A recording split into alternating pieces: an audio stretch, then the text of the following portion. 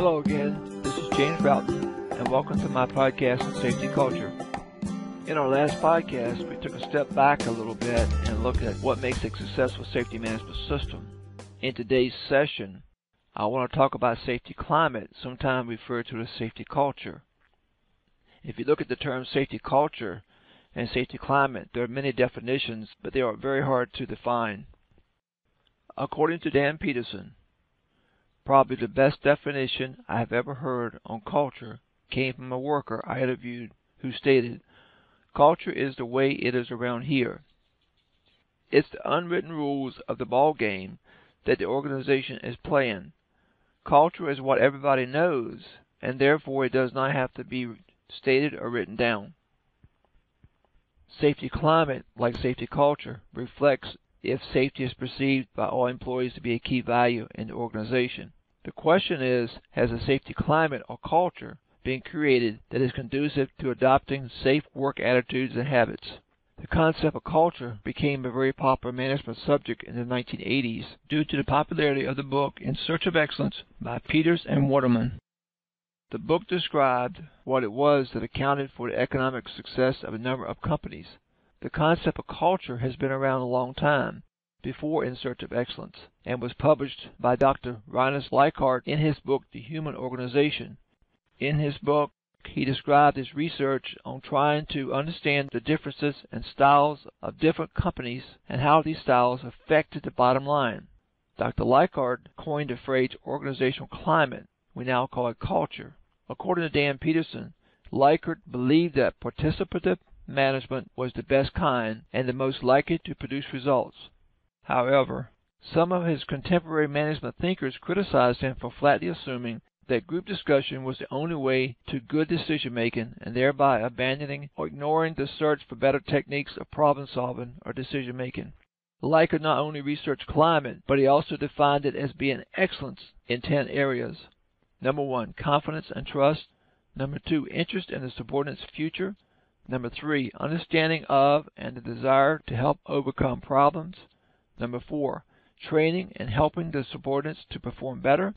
Number 5, teaching subordinates how to solve problems rather than giving them the answer. Number 6, giving support to making available the required physical resources. Number 7, communicating information that the subordinates must know to do their job, as well as information needed to identify more with the operation. Number 8, seeking out and attempting to use ideas and opinions. Number 9, approachability.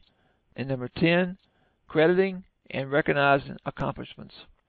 Leichhardt invented a way to measure climate with a forced choice questionnaire that he administered to employees to find out their perception of how good the company is in the 10 areas we discussed. He later took the perception survey results and ran correlation studies with things such as profitability, return on investment, growth, and other bottom line figures, invariably coming up with extremely high positive correlation. Apparently, climate determines results. Leichhardt's research method was based on detailed questionnaires asking employees a series of questions about their supervisors. He then drew up a profile of each supervisor and manager in the light of how they were viewed by their employees. From these profiles, Leichhardt established his system, a 1-to-4 progressive chart of management styles. Exploitative, authoritarian. Management is by fear and coercion. Where communication is top-down, decision-making is done at the top with no shared communication, and management and employees are psychologically far apart. Benevolence, authoritarian. Management is by carrot rather than stick, but employees are still servant. Such information flows upward is mainly what the manager is thought to want to hear, and policy decisions are taken at the top with only minor ones delegated to a lower level. Consultative. Management uses both carrot and stick and does try to talk to employees. Communication flows both ways, but is still somewhat limited upwards. Important decisions are still top-down.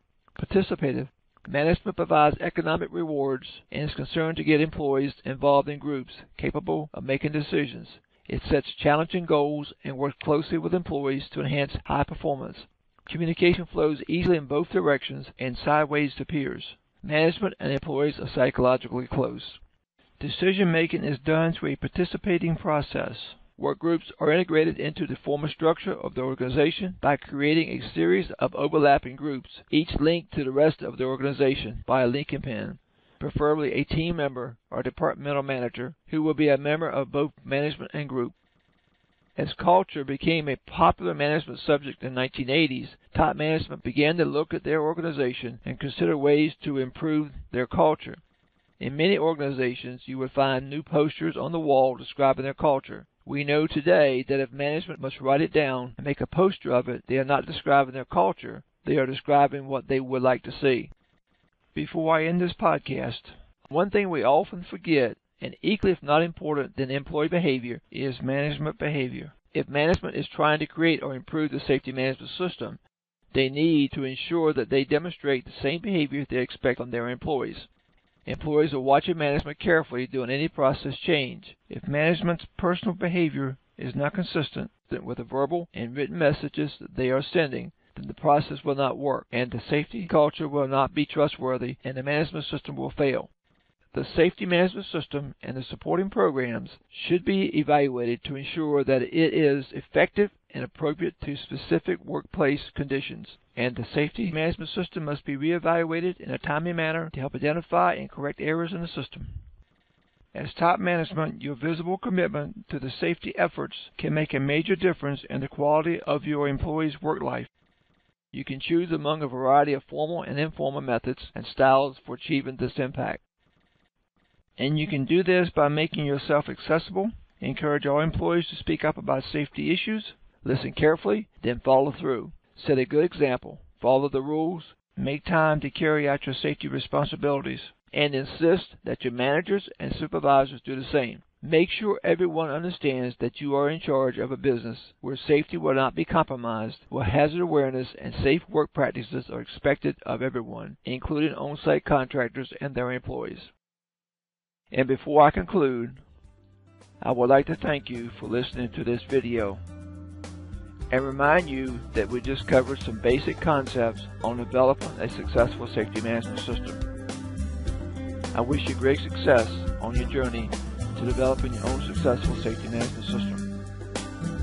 For more details, please visit my website, safetycultureplus.com.